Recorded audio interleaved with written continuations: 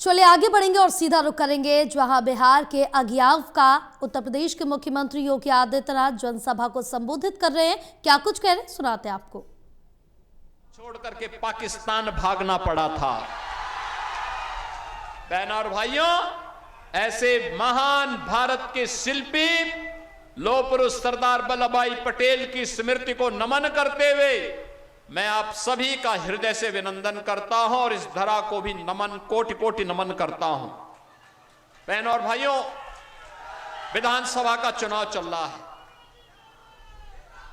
मुझे आश्चर्य होता है, दुनिया से कम्युनिस्ट उखड़ गए,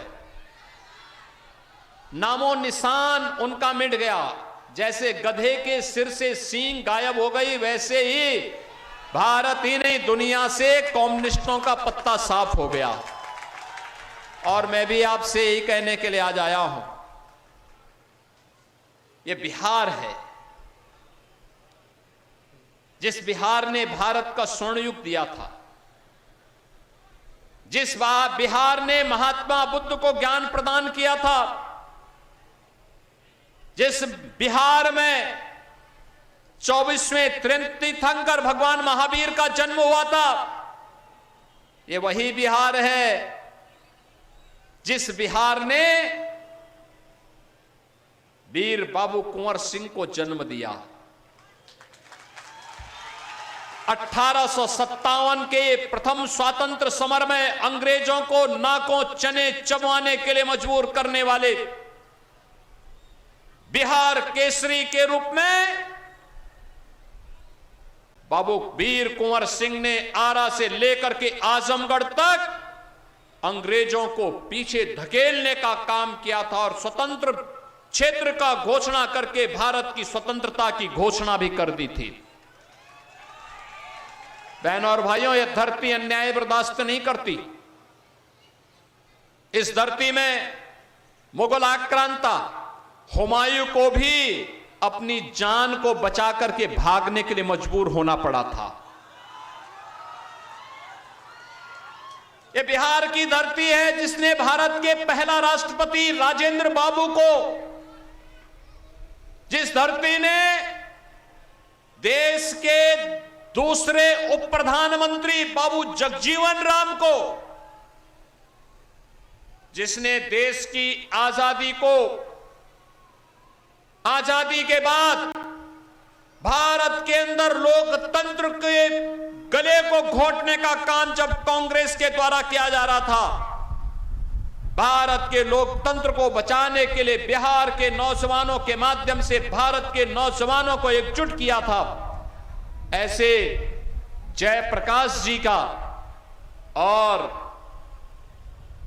कर्पूरी ठाकुर जी ने भी जिस धरा पर जन्म लिया हो, बहनों और भाइयों, वह बिहार जब अंगड़ाई लेता है तो भारत अंगड़ाई लेता है।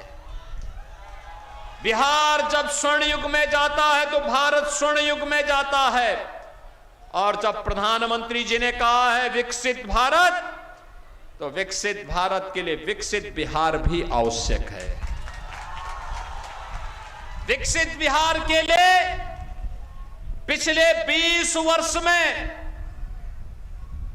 नीतीश बाबू के नेतृत्व में सुशासन की आधार मजबूत की गई है। अब इसमें एक सुदृढ़ इमारत का निर्माण करना है, मजबूत इमारत का निर्माण करना है। और इसके लिए सौभाग्य से आपकी अग्नि परीक्षा थी कि चुनावी रैली में जनता का समर्थन किस रूप में प्राप्त होता है, क्योंकि कमल तो कीचड़ में ही खिलता है। और आपकी उपस्थिति बताती है, अब लाल सनाम नहीं, जय श्री राम का नारा लगेगा। अयोध्या में राम जन्मभूमि की तर्ज पर सीतामढ़ी में राम जानकी का भी भव्य मंदिर का निर्माण होगा। आज के बिहार में अब क्या नहीं है, याद करिए, आरजेडी की लालटेन ने यहां पर अंधियारा लाया था।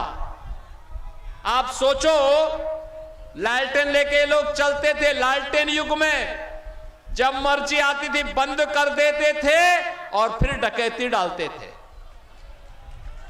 गरीबों के हक पर डकैती। आरजेडी की समय में सड़क नहीं, स्कूल नहीं, चिकित्सालय नहीं, इंजीनियरिंग कॉलेज नहीं, रेल नहीं, नौकरी नहीं, राशन नहीं। और आज एनडीए की डबल इंजन की सरकार है। प्रधानमंत्री मोदी जी के नेतृत्व में, उनके मार्गदर्शन में, नीतीश बाबू के नेतृत्व में बिहार के अंदर आज बिहार के अंदर सड़क की कनेक्टिविटी है, रेलवे की बेहतर सुविधा है, एयर कनेक्टिविटी बढ़ रही है, मेट्रो के संचालन की कार्रवाई आगे बढ़ रही है, पटना में प्रारंभ हो चुकी है, इनलैंड वाटरवे की सुविधा तेजी के साथ आगे बढ़ रही है, 4 लेन के एक्सप्रेसवे बन रहे हैं, engineering college, school, degree colleges, medical colleges की स्थापना हो रही है। और अब बिहार के नौजवानों के लिए रोजगार है, अन्नदाता किसानों के लिए प्रधानमंत्री किसान सम्मान निधि का लाभ है। बिहार के अंदर अब